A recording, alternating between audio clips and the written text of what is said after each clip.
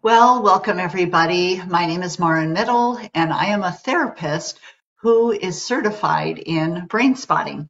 So I wanted to share a little bit about what brain spotting is and see if this is something you're interested in.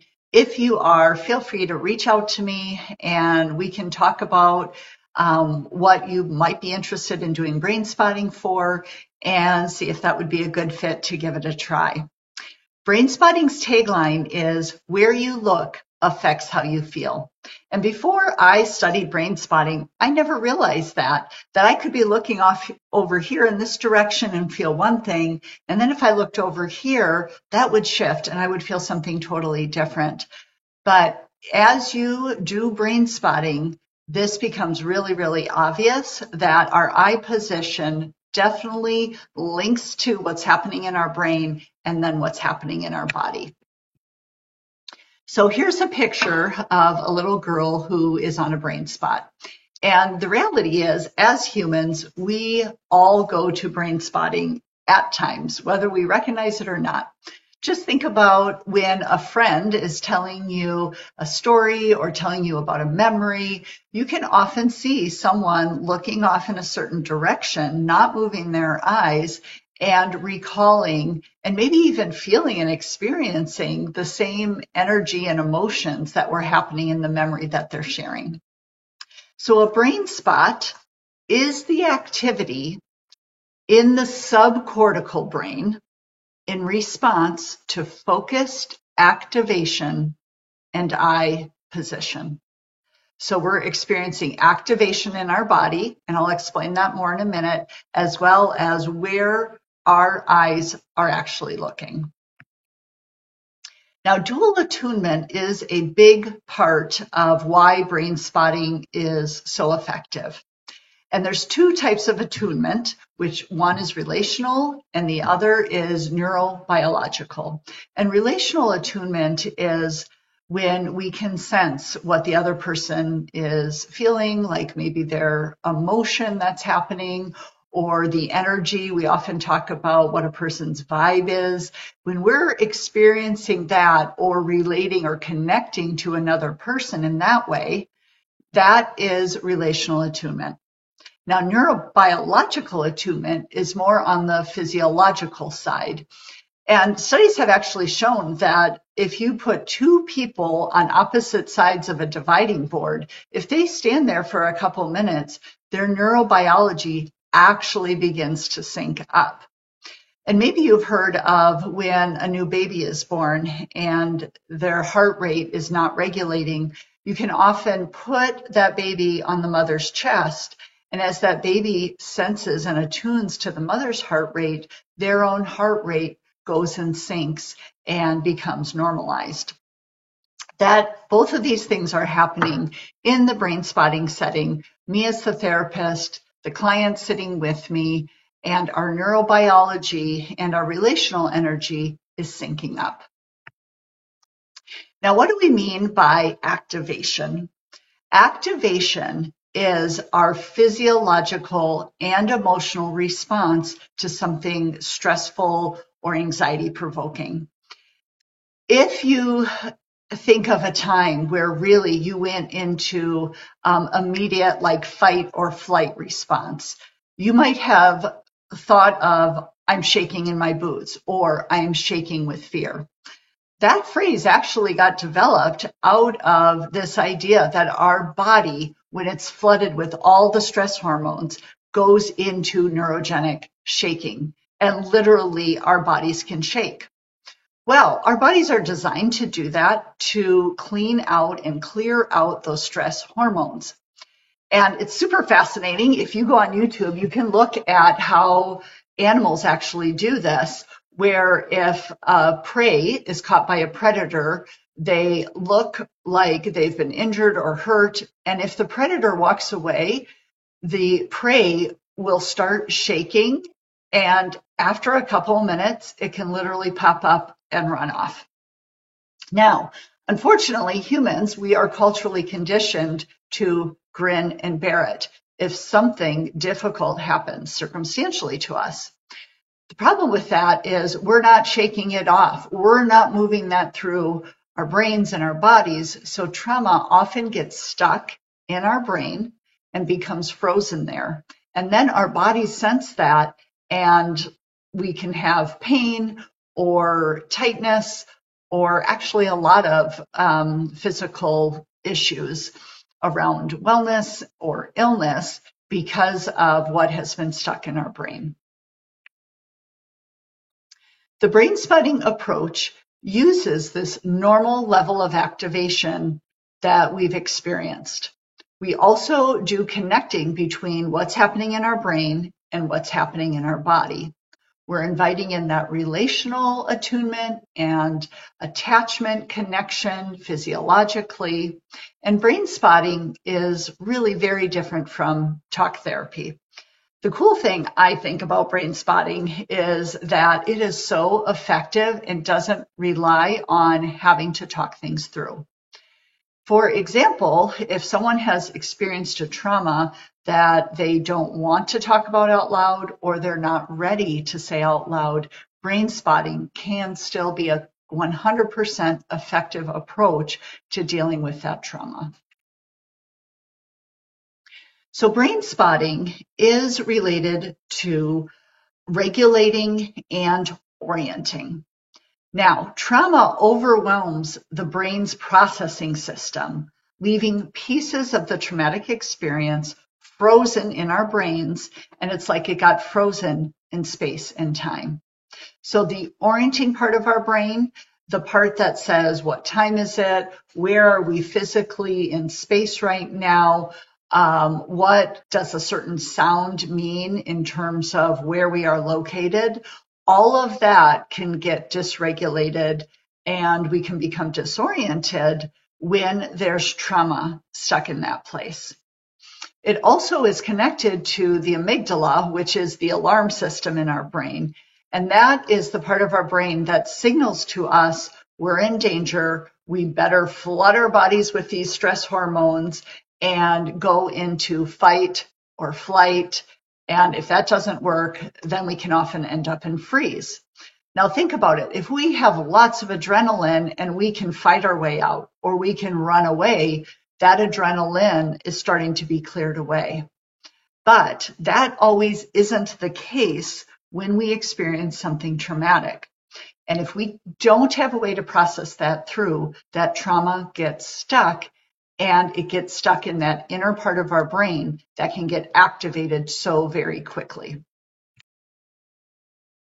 A brain spot is seen as an eye position, I've talked about that already, that correlates with a physiological capsule that holds traumatic experience in memory form. And I want you to think about, maybe you've heard this or maybe you've experienced something like this. It's often talked about how veterans, when they come back from being in a war zone and they are safe, they are in their home, they're with their family, but a loud noise outside, maybe it's a balloon popping, maybe it's a car backfiring or a horn, one noise can put their brain right back into the war zone. Because that orienting part of I'm in a safe space versus I'm not in a safe space is dysregulated and it's off. Or this noise is a balloon popping versus this noise is gunfire. So that is an example of how that traumatic experience gets held and stuck in our brain, and we can't just logic our way out of it, which would be this frontal part of our brain, which thinks logically about things. I wanted to share with you how we would set up a brain spotting session. Once again, if you're interested in experiencing this information will help you to feel a little bit more comfortable about what you would experience and how we would shift into the brain spotting process. So first we would start by choosing an issue or a starting point. Maybe it's a memory, a belief, something that causes you fear, anxiety, or worry. We're going to identify either something very specific or even something more vague that might just be a feeling. I'm going to invite you to check your activation scale since we're using the normal activation that our body is already holding and already knows that's there. 10 would be I'm 100% feeling this, 0, no, I don't feel it at all. And I would have you rank like right now, what I'm experiencing in my body and my emotions and my thinking, oh, I'm at about a 5 when I think about this memory. Then I'm going to ask you to notice where your body is holding the activation. So let's do a little exercise right now. I want you to just pause and notice just your neck and your shoulder area right now. And as you attune and as you pay attention to your body, just notice, is there any places in your neck and your shoulders that feel like it's holding tension, holding stress, holding any type of activation? Now that would be the same thing that we would do in setting up the brain spotting process. Then we're going to connect a specific eye position, literally where you're looking in the room, to where that activation feels like it's being held in your body. So if I say, oh, my chest feels really tight, I can feel my heart rate going up. And when I look over to the corner of this direction, I feel a little bit calmer. But when I turn my head and I look over to this corner, wow, I can feel my heart rate speeding up again. So we're going to notice how your body reacts based on where you're looking. And we can find that spot, that eye position together.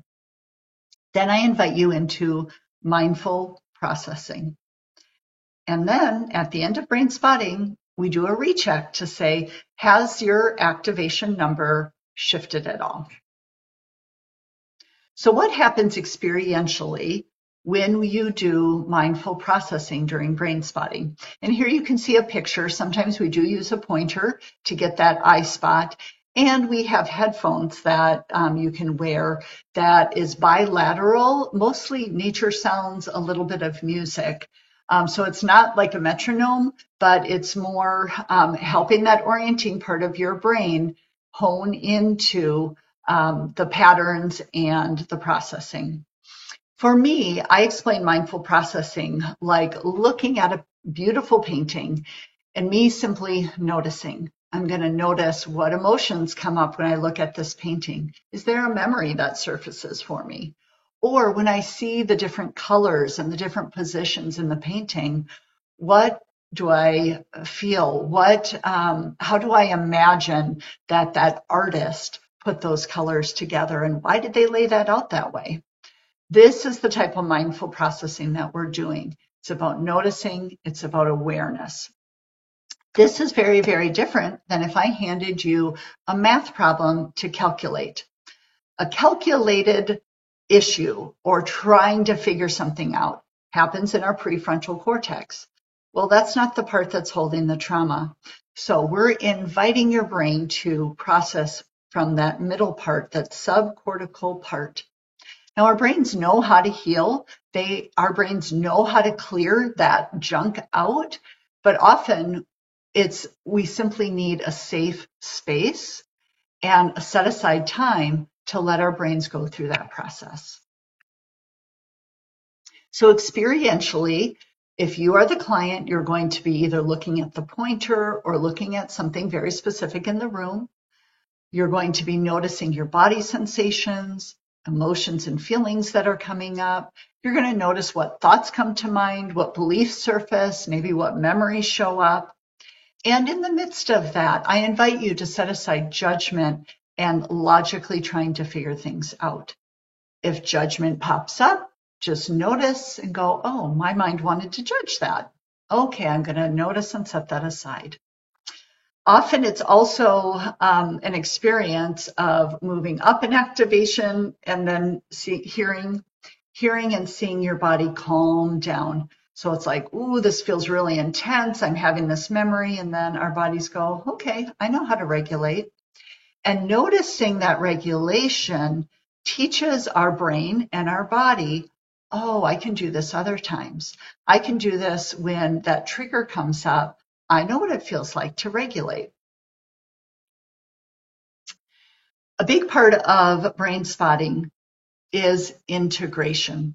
So our body's learning how to regulate, it's learning how to reorganize around what happened in the past, and it's saying, oh, now that I've reorganized, I can experience this in my brain and in my body in a different way. It doesn't have to feel traumatic or activating again. Now, I had major abdominal surgery, and after the surgery, I was having so many thoughts on what did they do to me? This was major trauma to my body. Were they caring for my body when I was under, or were they being really rough?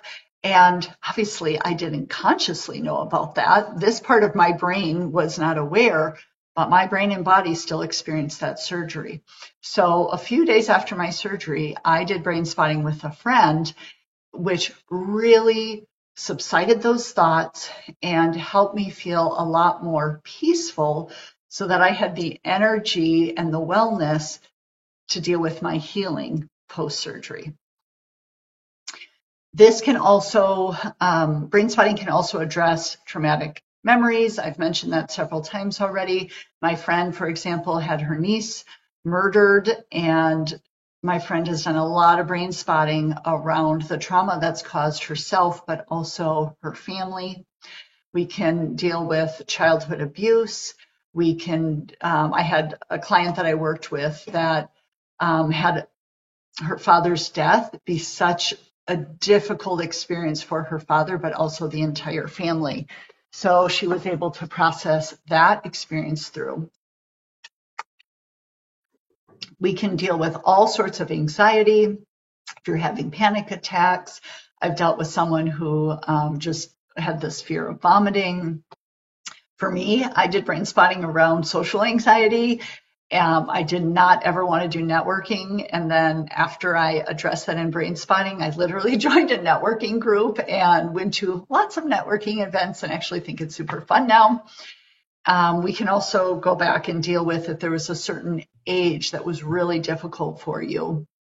We can go back and process that.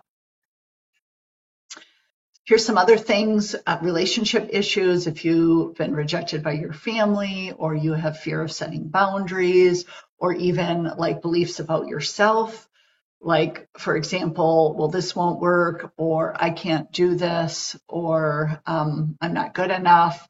Those type of limiting beliefs we can address. We can deal with dreams, either like conscious dreams where we're predicting the future, or we can deal with even sleeping dreams. We can brain spot that. And then messages around shame. An amazing part of brain spotting is also expansion. And this goes to thinking bigger, more broadly, more creatively about something. And when I was first learning expansion, I got to work with one of my friends, and she is an artist, and she had stopped painting for 5 years. And she really didn't know why, and she couldn't figure out how to get back into it. Well, we did a 1-hour expansion session, and after that, literally within the next month, she launched a new jewelry making business. So I think that's so amazing. One session can make a really, really big difference for a person. I also worked with a nurse who during COVID was dealing with burnout, where she said, I can't even brush my teeth at night because I'm so tired. And in one session, her burnout was completely cleared through her body. So it is pretty fast and pretty amazing.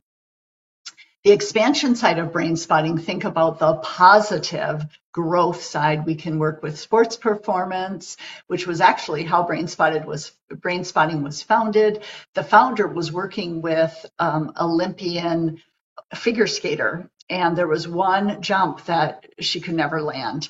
And as he was doing EMDR, which was crossing the field with her, he noticed that every time she got to one spot, she kind of had these face twitches and reactions. So he just held the spot. And in 20 minutes, she processed some trauma that she experienced in the past. And then after that, she was able to complete that jump. We can explore new ideas and opportunities like business ideas or even just things that you would love to be able to do in your free time.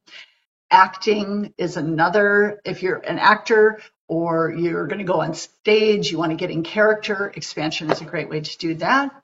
And then even just what is my potential and how can I increase my confidence at work or in certain roles in my life?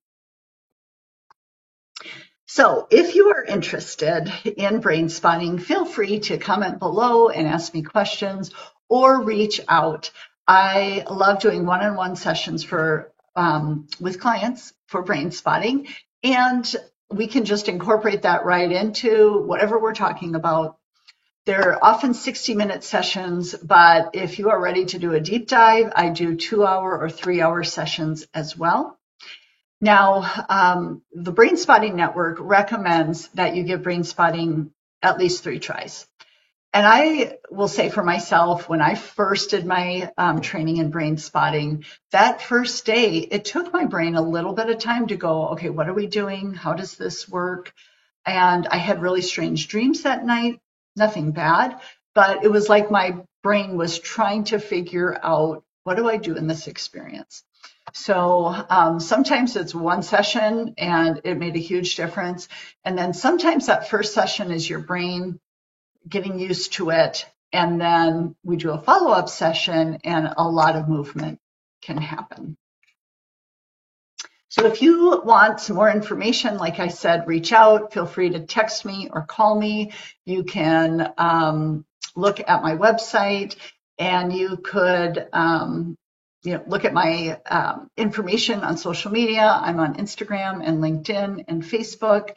So please reach out. I would love to talk to you more about brain spotting and even work with you so you can experience how amazing our brains are and what your brain wants to do to bring you to a healthy place. Thank you.